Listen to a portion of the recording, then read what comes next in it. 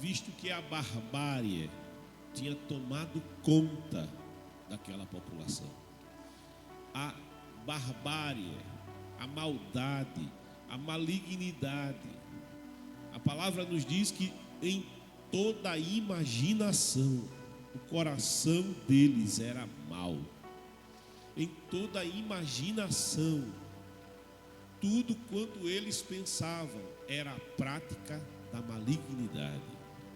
E assim se oprimia o ancião, assim se oprimia a viúva, se oprimia o órfão, o vulnerável. Assim se praticava assassinatos, o sangue inocente era derramado, a opressão acontecia de forma descontrolada, não havia justiça, mas o coração do homem estava entenebrecido, o coração humano estava completamente degenerado.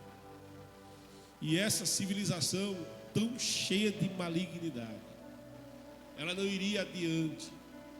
Esta civilização tão cheia de malignidade, ela ia ter uma colheita daquilo que tinha semeado, do mal que tinha semeado. A maldade semeada, ela iria brotar. A maldade semeada, ela iria frutificar. E o fruto da maldade, da malignidade é venenoso, é mortal, é destrutivo. Mas o Senhor, na sua graça, e graça é algo que nós encontramos desde o início da palavra de Deus. Em graça, Deus criou todas as coisas. Em graça, Deus estabeleceu a terra. Em graça, Deus plantou o jardim do Éden. Em graça, Ele criou o homem à sua imagem e semelhança. Em graça, Ele deu ao homem sujeição e domínio.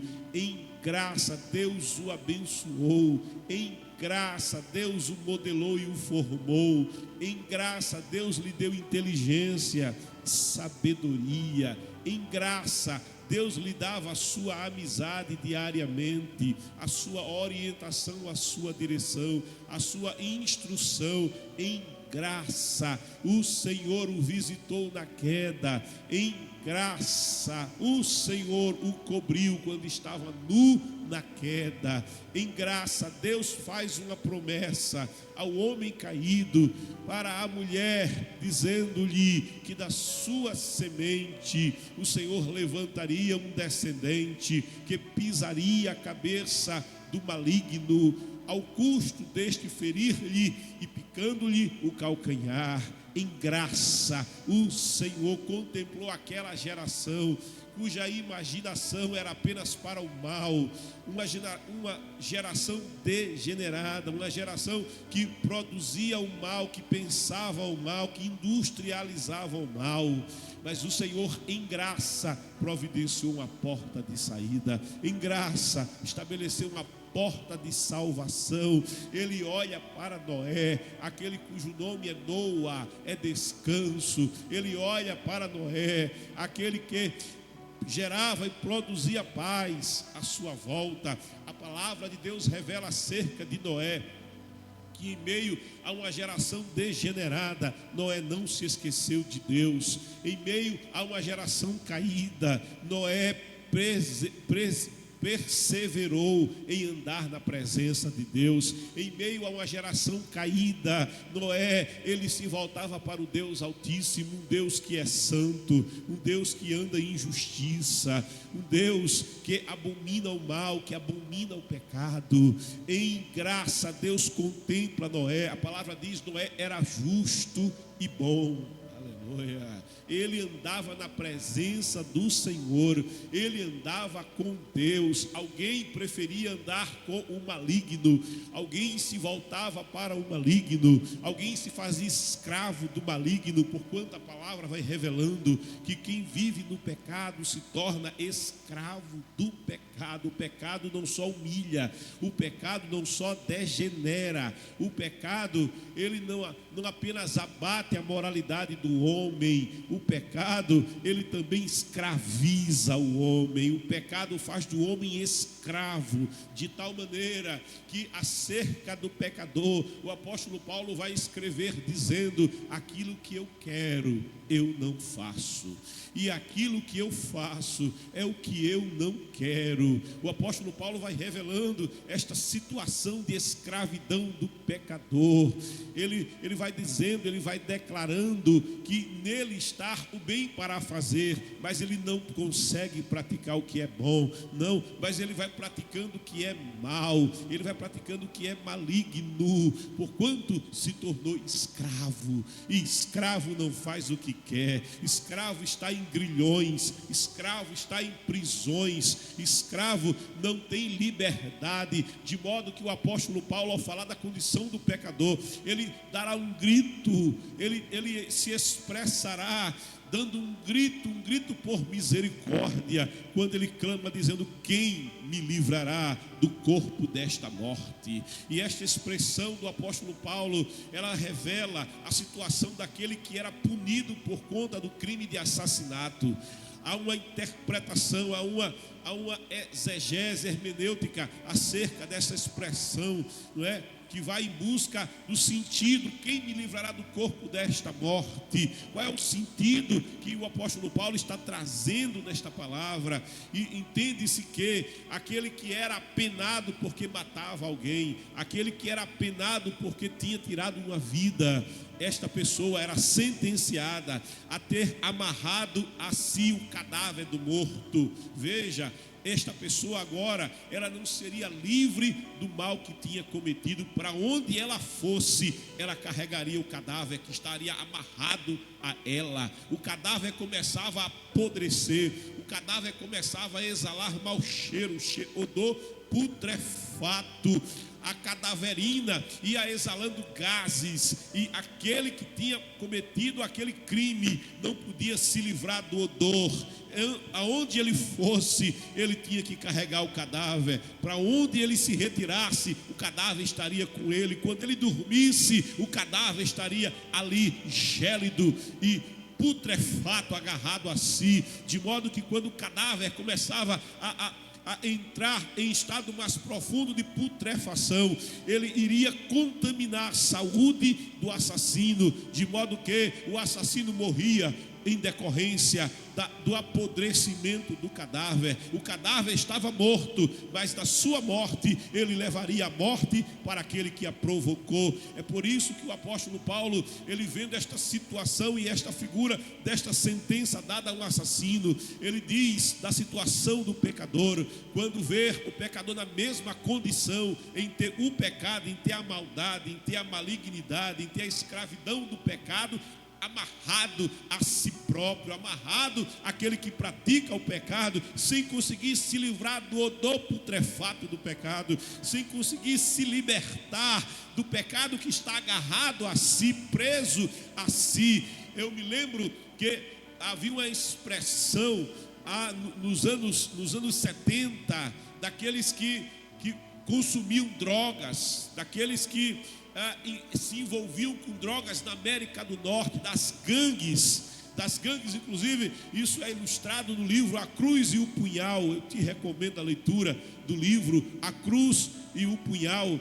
E eu me recordo que uma das expressões que é utilizado para a situação daquele que se envolve com drogas, daquele que se torna viciado em drogas, é a ideia de um macaco em minhas costas. E não é qualquer macaco, mas é um gorila.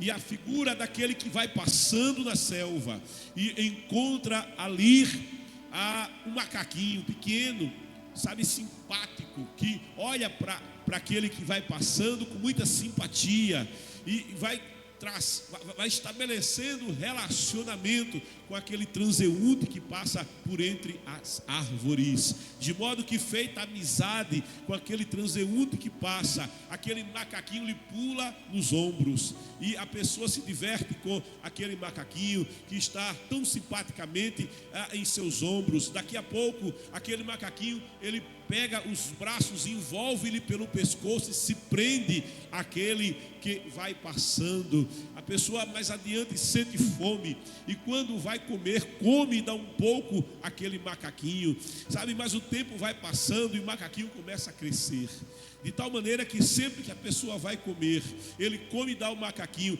mas vai haver um momento em que o macaquinho já não é um macaquinho, mas é um macaco que ganhou corpo, é um macaco que ganhou peso, e esse macaco começa a não dividir a comida com aquele que o carrega, mas a tirar-lhe a própria comida. Quando ele vai comer, aquele gorila, ele toma-lhe a comida e come, e ele agora quer se livrar do macaco, ele quer se libertar do macaco, mas o abraço do macaco é mortal agora. Aqueles braços que o envolvem são braços que o prendem, são braços que não permitem que ele se escape.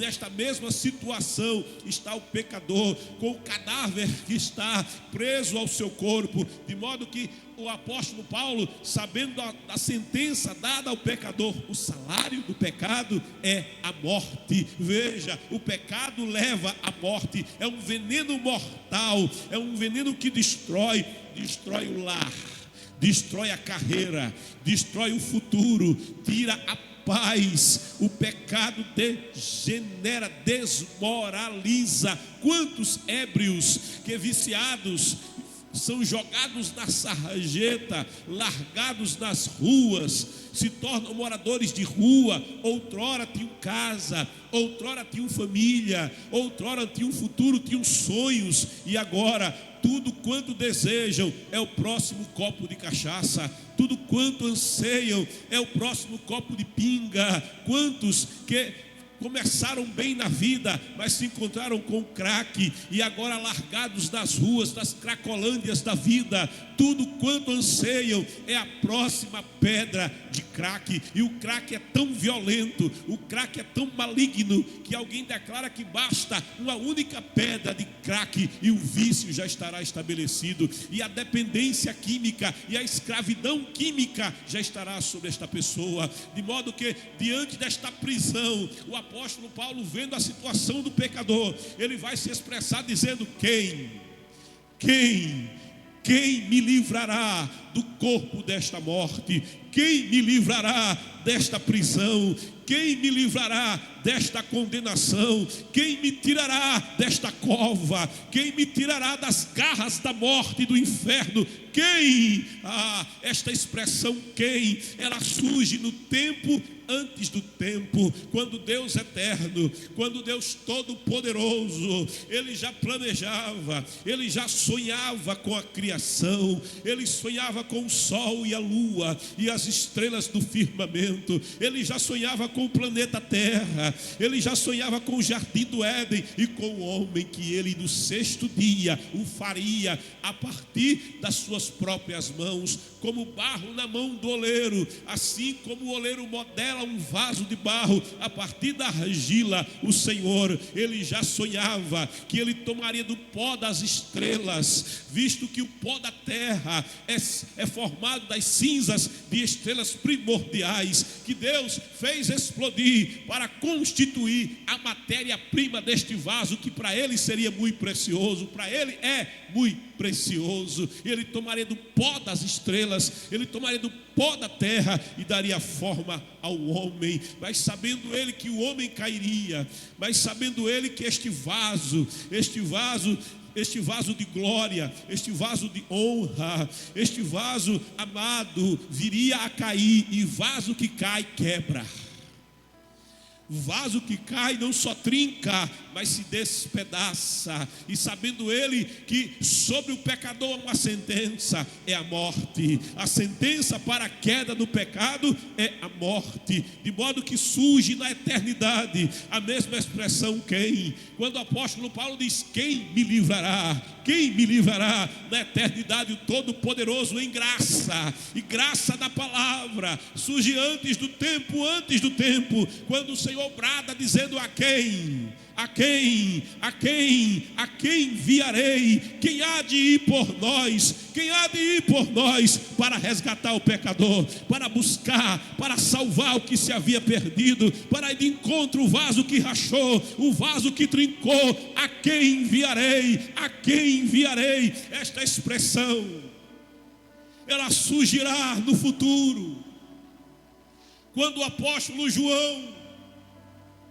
ele estará nas suas revelações na ilha de Pátimos, e em revelação ele está diante do trono, e contemplando ali no livro das revelações de João, no capítulo 5 do Apocalipse, quando ele vê aquele que está sentado em um alto e sublime trono, e em sua mão direita um livro selado com 7 selos.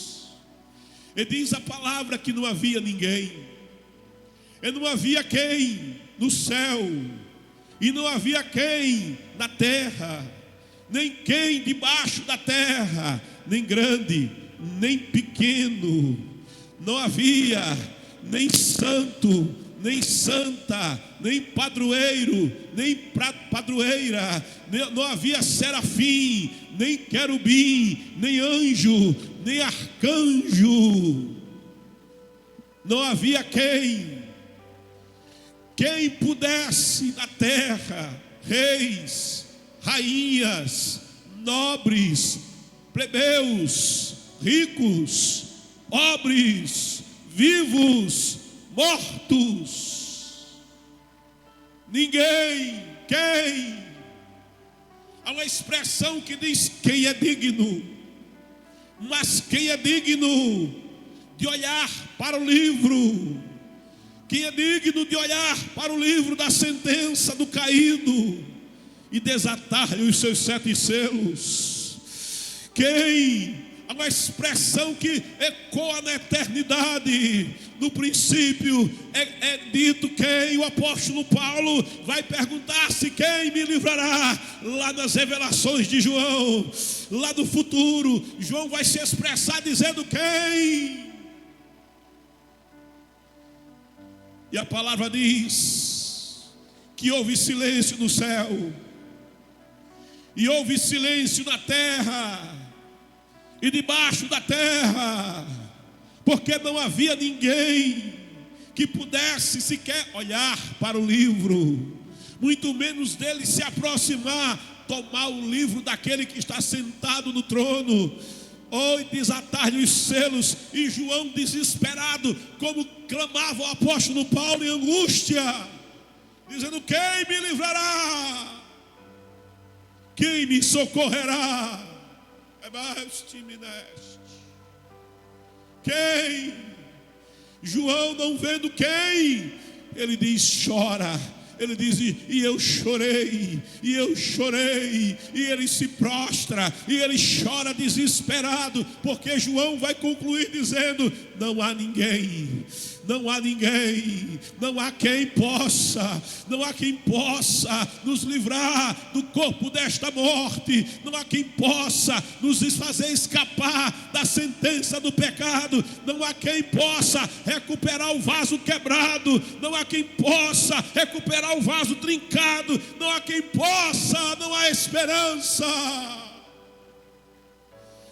Essa angústia está no coração de Jó, no capítulo 14, quando Jó vê a árvore cortada e pensa no homem, e Jó diz: para o homem não há esperança, porque uma vez que tenha morrido, ele não tem mais esperança, ele não tem mais escape, ele está na morte, ele está debaixo de uma sentença eterna. Aí Jó, com uma certa inveja, eu penso, ele olha para a árvore cortada na terra seca, ele vê aquele tronco cortado, a terra seca, a terra pedregosa, a árvore, somente o toco, ele contempla aquela árvore cortada,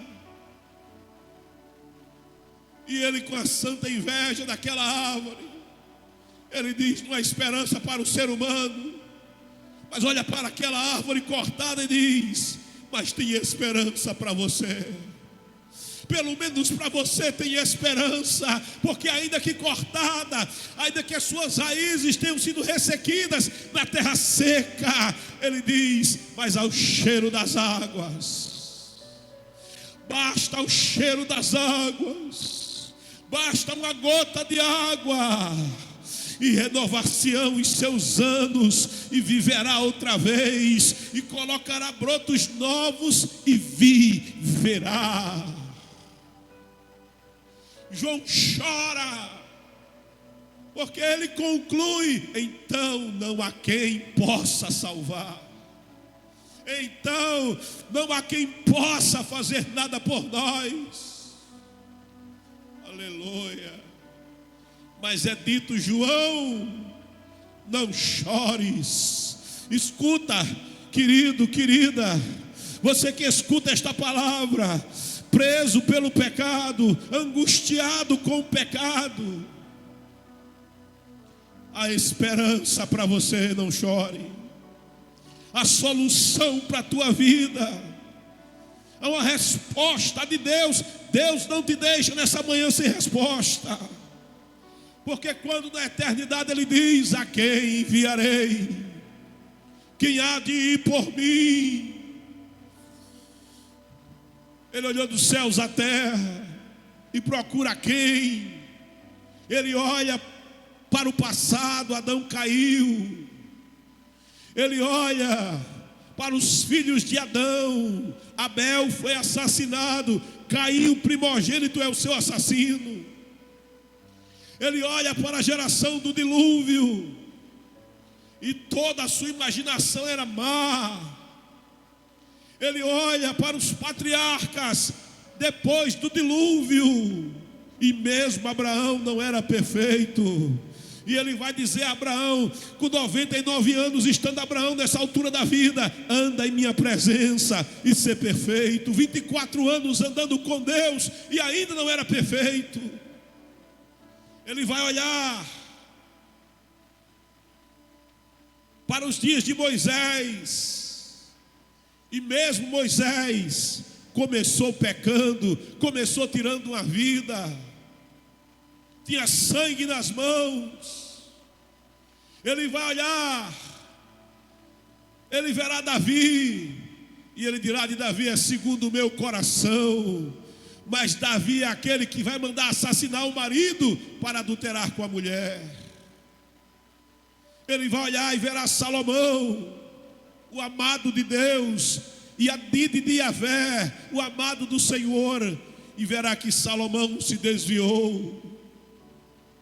Ele irá olhar para a nação de Israel e verá uma nação que o deixou, que se envolveu com a idolatria, que se viciou na idolatria, que se viciou no culto a Astarote, no culto das orgias e das bebedices, sendo ele um Deus santo. Ele irá olhar para os dias do legalismo extremo dos fariseus. Ele irá contemplar uma nação legalista, vivendo de aparência, sepulcros caiados, limpos na aparência, apodrecidos lá dentro, cheios de morte e de pecado. Ele vai olhar, ele verá os dias da igreja nascente, e ele verá que ela também não é perfeita. Ele verá ela se institucionalizar, se envolver e se tornar um anexo do Império Romano. Ele verá essa igreja se contaminar com o paganismo e adotar conceitos pagãos e se tornar idólatra e maligna, preocupada em ter bens, em ter terras.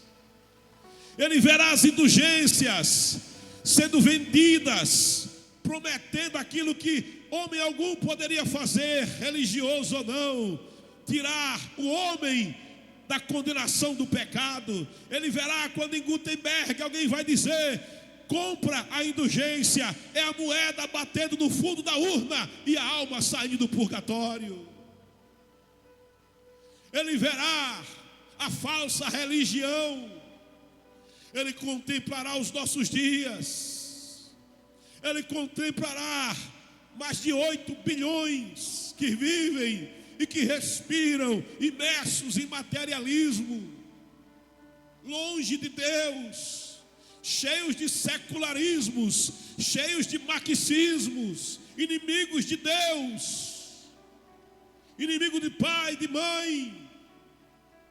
E aquilo que será profetizado, filhos denunciando pais, e pais denunciando filhos, em nome de uma falsa ideologia, que prometendo ao homem o paraíso na terra, lhe dá, na verdade, o inferno da morte. Isso varreu a União Soviética, isso tem varrido os países comunistas. Ele verá a religião radical daqueles que se envolvem com coletes de bomba e se explodem em busca de um falso paraíso, onde há 70 virgens com quem ele quer estar. O falso paraíso. Ele verá a igreja do século 21 dissociada da vida de oração. Ele verá os nossos dias, as mentes capturadas pelas redes sociais, os algoritmos das redes sociais, investigando o que dá prazer naquele cujos olhos estão sobre si. E à medida que identifica o que dá prazer, vai aumentando cada vez mais a dose de prazer e viciando e prendendo esta mente nas redes sociais. Crianças presas em jogos, viciados. Crentes que não conseguem mais orar, porque também estão viciados. Ele verá aqueles que nem sequer conseguem ficar 2 horas no culto sem ligar o telefone celular,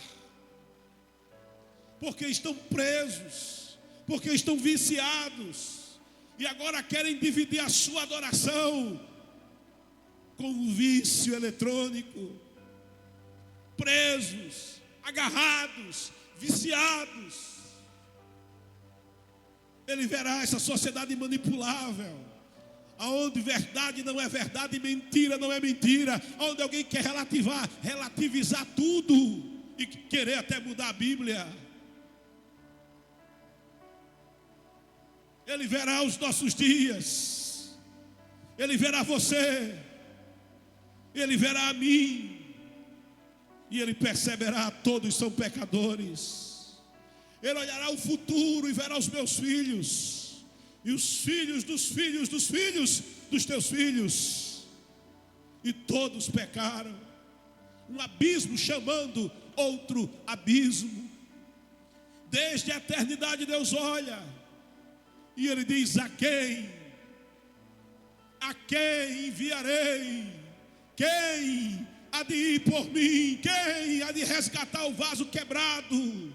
Quem há de resgatar o vaso caído? Quem? E é nessa hora que uma voz mansa, suave, humilde, manso, ao lado do Pai, Yeshua, abrirá a sua boca, o Verbo vai falar dizendo: eis-me aqui, Pai, envia-me a mim. Eu irei. É um planetinha pequeno, mas eu irei. É um grão de areia perdido no espaço, mas eu irei. É um grão de areia perdido no raio de sol, mas eu irei. Eu me esvaziarei da minha glória, da minha onipotência, da minha onipresença, da minha onisciência. Eu me esvaziarei de mim mesmo. mas irei buscar, irei salvar o que se havia perdido. Eu pagarei o preço, ninguém me obrigará a pagar o preço. Eu serei levado como ovelha muda perante os seus tosquiadores. Não irei fugir, não irei reclamar, não abrirei a minha boca, mas darei a minha vida, pagarei o preço pelo resgate do pecador. O salário é a morte, eu pagarei com a minha vida. Eu darei a minha vida, eu entregarei a minha vida. Não preservarei nenhuma gota de sangue, mas até a última gota derramarei. E quando não houver mais sangue, quando em mim não houver mais glóbulos brancos, verterei. Quando não houver mais glóbulos vermelhos, verterei os glóbulos brancos, mas nada ficará. Entregarei tudo, papai. Eu derramarei a minha vida. De modo que quando o apóstolo Paulo grita: quem me livrará do corpo desta morte? Ele poderá escrever Romanos capítulo 5, versículo 20: aonde abundou o pecado, oh glória, superabundou a graça de Deus. Pela graça sois salvos por meio da fé, não vem de vocês, é dom de Deus. Ele poderá escrever finalmente a Timóteo no capítulo 2, versículo 5, dizendo: Timóteo, meu filho, há um só Deus e um só mediador entre Deus e o homem, Jesus Cristo, o homem. O apóstolo São Pedro, ele poderá pregar em Atos capítulo 4, versículo 12, dizendo: porque nenhum outro nome há dado entre os homens pelo qual devamos ser salvos, senão pelo nome de Yeshua, o nome de Jesus.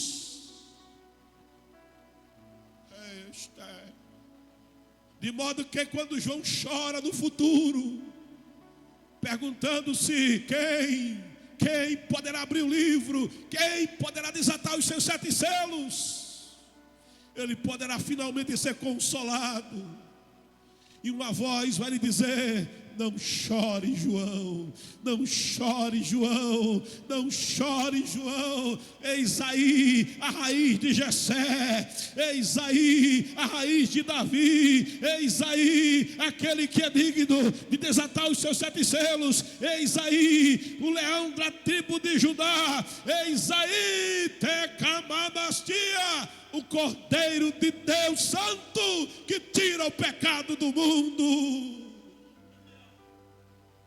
Eis aí, o nome dele é Jesus. A porta de escape para Noé é Jesus. A porta para a família de Noé é Jesus. Ele é a arca da salvação para o pecador perdido.